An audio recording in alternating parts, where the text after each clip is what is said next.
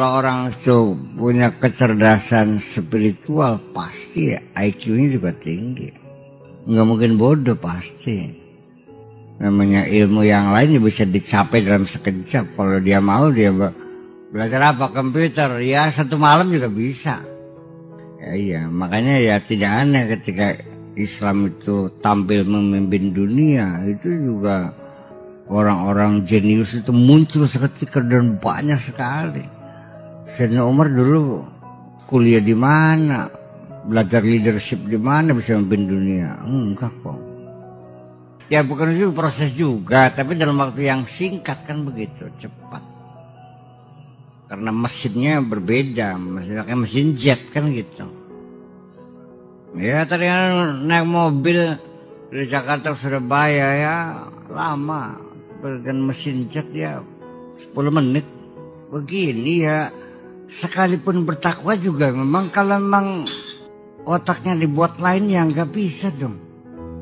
Ya, banyak orang bertakwa dia baik, tapi tetap dia hanya tingkatan ya sekedar sedang lah.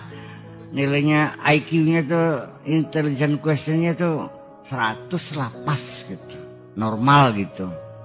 Akan tetapi bahwa itu merupakan tingkatan bahwa kecerdasan spiritual itu kan di atas kecerdasan intelektual. IQ itu kan hanya ukuran kemampuan otak bekerja dari efektivitas dan produktivitas saraf-saraf sel itu bekerja. Ya, sehingga dia punya kemampuan kapasitasnya lebih tinggi kan gitu. Banyak memori berapa giga ya kita hitunglah gitu kan, dia bisa menampung data sekian banyak, padahal yang terbatas sampai minim sekali. Ngapalakan kulhu bekas sadina beli peragat enggak ya memang kerangkanya beda, memang Allah membuatnya berbeda sih ya. Seperti ya Jepang juga bikin mobil juga berbeda-beda, orang Jerman juga bikin mobil berbeda-beda, iya kan gitu. Begini, kalau emotional question itu tinggi, pasti IQ-nya juga tinggi. Yang namanya orang cerdas itu gimana sih? Bukan matematikanya saja dong. Orang cerdas itu orang yang bisa membawa diri dalam kehidupan, bisa memposisikan. Dia punya emosi yang tinggi. Sehingga mungkin sekolahnya kan gitu. Dia nilainya pas-pasan, nggak pernah dapat ranking. Tapi kenapa di dalam masyarakat dia sukses? Jadi pengusaha besar, ya kan, memimpin lembaga ya sukses, santrinya banyak, ya kan begitu, temannya banyak, pendukungnya juga banyak, menjadi tokoh masyarakat.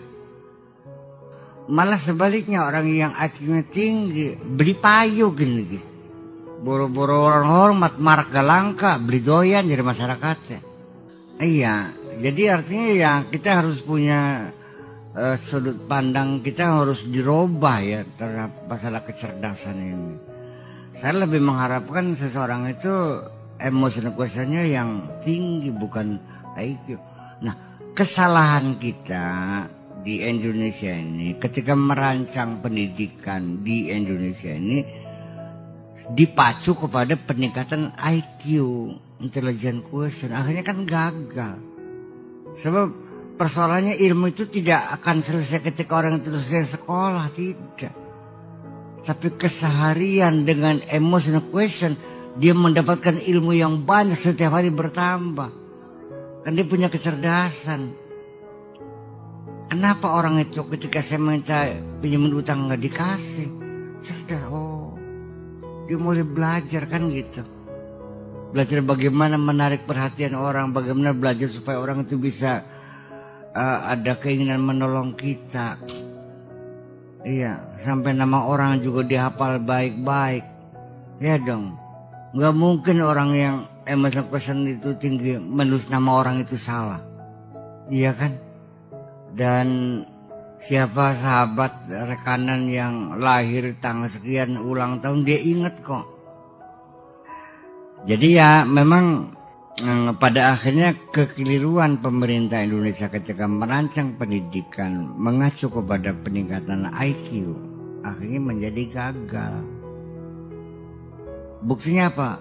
Sekarang telah menjadi bangsa yang rankingnya 127 di dunia. Ya mungkin matematiknya 10, tapi dia tidak bisa hidup di dunia. Pelanga, pelongo. Orang yang sekolahnya pas-pasan, kita nggak usah tahu jauh-jauh lah. Kita nggak usah cerita Rockefeller, nggak usah cerita Howard Hughes bagaimana dia menjadi raja minyak. Wis kaji warjim ber jati barang, wis. Iya, juragan beras jati barang kah. Dia punya kecerdasan emosional yang sangat tinggi. Dia bisa menaksir, memprediksi harga beras bakal naik tanggal sekian setelah panen, bisa ngitung dia. Dan setiap dia itu transaksi beras selalu untung. Subhanallah. Ya iya. Hidup itu kan bukan terpaku kepada masalah persoalan dengan disiplin ilmu, keilmuan, nggak ada urusan.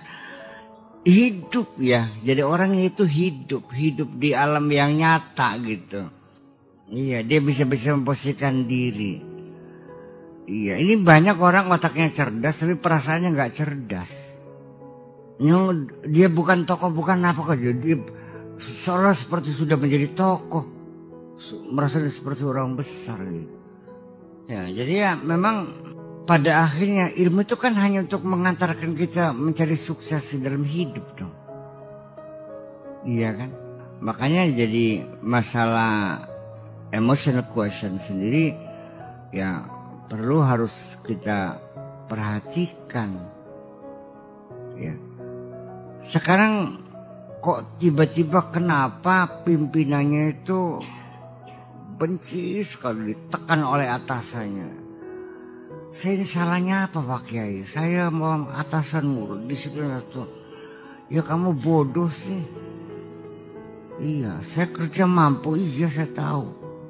Saya kan disiplin, iya saya tahu. Kenapa sampai sekarang saya kok tidak pernah diperhatikan oleh atasan saya? Ya karena kamu goblok. Bukan ilmunya goblok, emosi kamu yang goblok. Masa kondangan sama bininya atasan, pakaian perhiasan istri kamu lebih mewah dari atasan kamu, ya itu udah digencet.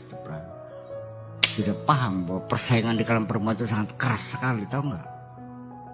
Oh gitu, iya goblok sih, malah paham baik. Ya tersinggung dong istrinya atasan kamunya. Iya kan? Paham beli.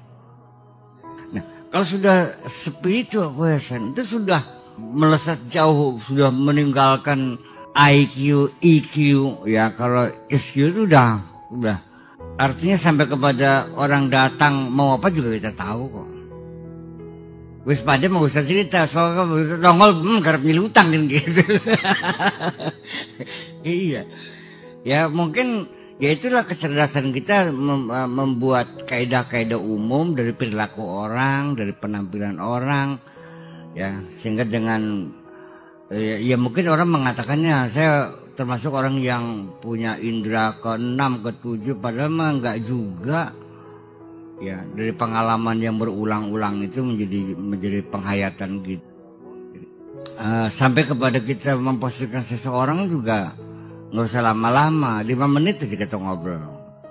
Ya tingkat pendidikannya apa ya bisa ditebak kok. Ini paling SD, ini SMP, ini SMA. 5 menit nggak usah lama-lama kok. Iya, kebodohan tuh nggak bisa disembunyikan kok. Tapi ilmu bisa disembunyikan. Bisa orang pintar pura-pura bodoh, tapi orang bodoh nggak bisa pura-pura pintar. Orang itu pintar, pura-pura bodoh bisa. Dengan pakaian yang sebang-samping, ngomongnya disalah-salahin kan gitu. Tapi orang bodoh nggak bisa pura-pura pintar, ketangguhan kah bikin gitu.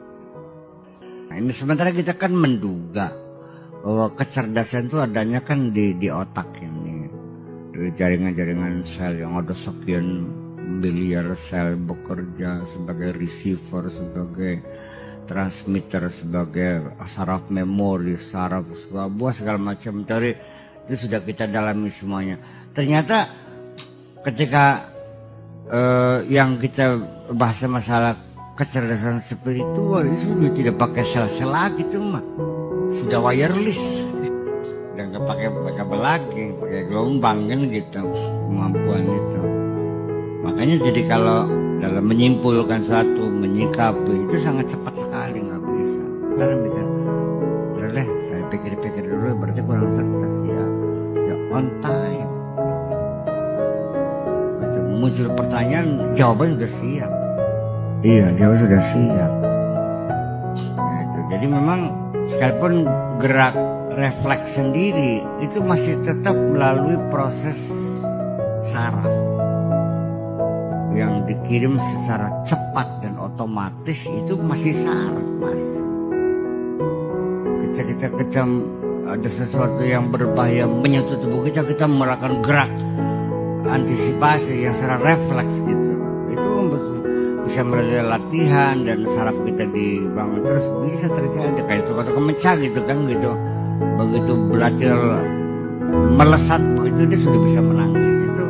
Itu masih tetap melalui saraf, jaringan saraf juga. Iya, tapi kalau sudah kecerdasan spiritual ya sudah enggak lagi.